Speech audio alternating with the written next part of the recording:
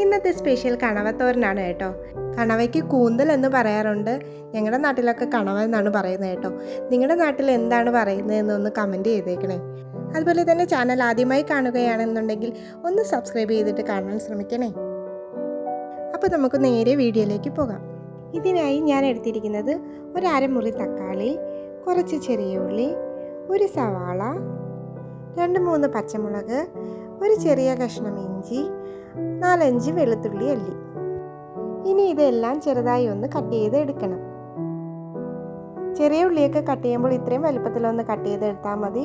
അതുപോലെ തന്നെ എല്ലാം ഒന്ന് കട്ട് ചെയ്ത് മാറ്റി വെച്ചിട്ടുണ്ട്. കൂട്ടത്തിൽ കുറച്ച് കറിവേപ്പില കൂടെ എടുത്തിട്ടുണ്ട്. നമ്മൾ എടുത്തിട്ടുള്ള തക്കാളി കൂടെ ഇതുപോലെ ഒന്ന് അരിഞ്ഞ് മാറ്റി വെച്ചേക്കാം.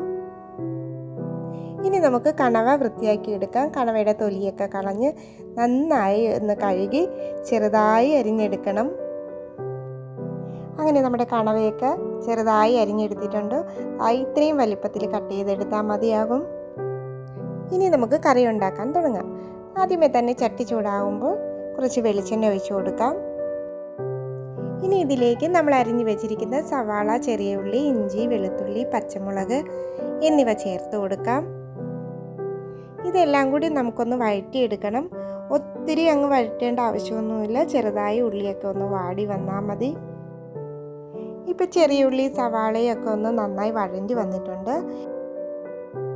ഇനി ഇതിലേക്ക് അല്പം കറിവേപ്പില കൂടെ ചേർത്തൊന്ന് ഇളക്കി കൊടുക്കാം. അതിനുശേഷം നമ്മൾ അരിഞ്ഞു വെച്ചിരിക്കുന്ന തക്കാളി കൂടെ ചേർത്ത് നന്നായി ഒന്ന് വഴറ്റി കൊടുക്കാം. തക്കാളി ഒന്ന് വഴണ്ടി വരുമ്പോൾ നമ്മൾ കഴുകി വൃത്തിയാക്കി അരിഞ്ഞു വെച്ചിരിക്കുന്ന കണവ കൂടെ ഒന്ന് ചേർത്ത് നന്നായി ഒന്ന് യോജിപ്പിച്ച് കൊടുക്കാം. ഈ സമയത്തിന് കറിക്ക് ആവശ്യത്തിനുള്ള ഉപ്പ് കൂടെ ചേർത്ത് കൊടുക്കാം. കൂടെ തന്നെ ഒരല്പം മഞ്ഞൾപ്പൊടി കൂടി ചേർക്കാം. ഇനി ഇതെല്ലാം കൂടെ നന്നായി ഒന്ന് ഇളക്കി യോജിപ്പിക്കണം. അതിനുശേഷം കണവ വേകാൻ ആവശ്യമായ വെള്ളം കൂടെ ചേർത്ത് കൊടുക്കുക. ഒത്തിരി വെള്ളം ചേർക്കേണ്ട, കണവയിൽ നിന്ന് വെള്ളം ഇറങ്ങി വരും. ഇനി നമുക്കിത് മൂടി വെച്ചൊന്ന് വേവിക്കാം. കണവ വേവുന്ന സമയത്തിന് നമുക്കതിലേക്ക് വേണ്ടുന്ന അരപ്പ് തയ്യാറാക്കാം. അതിനായി അല്പം തേങ്ങ എടുക്കാം. അതിനോടൊപ്പം തന്നെ ഒരു 3 കഷ്ണം വെളുത്തുള്ളി, ആവശ്യത്തിന് മുളക് പൊടി, ഒരു 2 സ്പൂൺ മല്ലിപ്പൊടി, ഒരല്പം മഞ്ഞൾപ്പൊടി കൂടി ചേർത്ത് കൊടുക്കാം. മഞ്ഞൾപ്പൊടി നമ്മൾ കറിയിൽ ഇട്ടിട്ടുണ്ട്, അതുകൊണ്ട് അല്പം മാത്രം അരപ്പിലിട്ടാൽ മതിയാകും. ഇനി വേണ്ടുന്നത് കുരുമുളക് പൊടിയാണ്. കുരുമുളക് പൊടി അത്യാവശ്യം അധികം ഇട്ട് കൊടുക്കാം. കുരുമുളക് പൊടിയുടെ ടേസ്റ്റാണ് ഇതിൽ മുന്നിൽ നിൽക്കേണ്ടത്. ഇനി നമുക്കിതെല്ലാം കൂടെ ഒന്ന് അരച്ചെടുക്കാം. ഈ പരുവത്തിന് നമ്മൾ അരച്ചെടുത്തിട്ടുണ്ട്. ഇനി നമ്മുടെ കറി ഒന്ന് തുറന്നു നോക്കാം.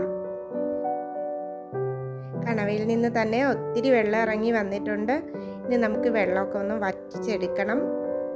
അപ്പോഴേക്കും നമ്മുടെ കണവയും വെന്ത് കിട്ടും. ഇപ്പോൾ വെള്ളമെല്ലാം ഒരു 1/4 ഭാഗം വറ്റി വന്നിട്ടുണ്ട്. ഇനി നമുക്കിതിലേക്ക് നമ്മൾ അരച്ച് വെച്ചിരിക്കുന്ന അരപ്പ് കൂടെ ചേർത്ത് കൊടുക്കാം. അതിനുശേഷം നന്നായി ഒന്ന് യോജിപ്പിച്ച ശേഷം ഒന്നുകൂടെ ഒന്ന് മൂടി വെച്ച് കൊടുത്ത് വേവിച്ചെടുക്കാം. അരപ്പറ്റ പച്ചമണമൊക്കെ ഒന്ന് മാറി വരണം. ഇനി നമുക്കൊന്ന് തുറന്ന് നോക്കാം. ഇപ്പം നമ്മുടെ കണവയിലെ വെള്ളമെല്ലാം വറ്റി നന്നായിട്ട് വന്നിട്ടുണ്ട്. കുറച്ചും കൂടെ ഒന്ന് ഡ്രൈ ആക്കി എടുക്കാം.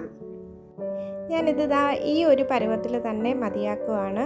നിങ്ങൾക്ക് വേണമെങ്കിൽ കുറച്ചുകൂടെ ഒന്ന് ഡ്രൈ ആക്കി എടുക്കാം. ഇനി നമുക്കിതിലേക്ക് വേണ്ടുന്ന താളിപ്പ് റെഡിയാക്കാം. അതിനായി കടുകിട്ട് പൊട്ടിച്ച ശേഷം വറ്റൽമുളകും കറിവേപ്പിലയും ഇട്ട് ഒന്ന് വറുത്തെടുക്കാം. നമ്മുടെ കറിയിലേക്ക് താളിപ്പ് കൂടെ ഒന്ന് ചേർത്ത് കൊടുക്കാം. അങ്ങനെ കണവ തോരൻ ഇവിടെ റെഡിയായി വന്നിട്ടുണ്ട്. ഇത് നമുക്ക് ചോറിനൂടെ ആയാലും ചപ്പാത്തിയോടായാലും നല്ലൊരു കോമ്പിനേഷനാണ്. ചപ്പാത്തിക്ക് കൂടി വേണ്ടിയിട്ടാണ് കേട്ടോ ഞാനിതൊരു റോസ്റ്റ് പരുവത്തിലാക്കിയത്. ഇനി നമുക്കിത് ഒരു സെർവിങ് പ്ലേറ്റിലേക്ക് മാറ്റി വയ്ക്കാം. എല്ലാവരും ഒന്ന് ട്രൈ ചെയ്ത് നോക്കുക കേട്ടോ, നല്ല ടേസ്റ്റാണ്. അപ്പോൾ ഇനി മറ്റൊരു വീഡിയോയുമായി വീണ്ടും കാണാം. Thank you.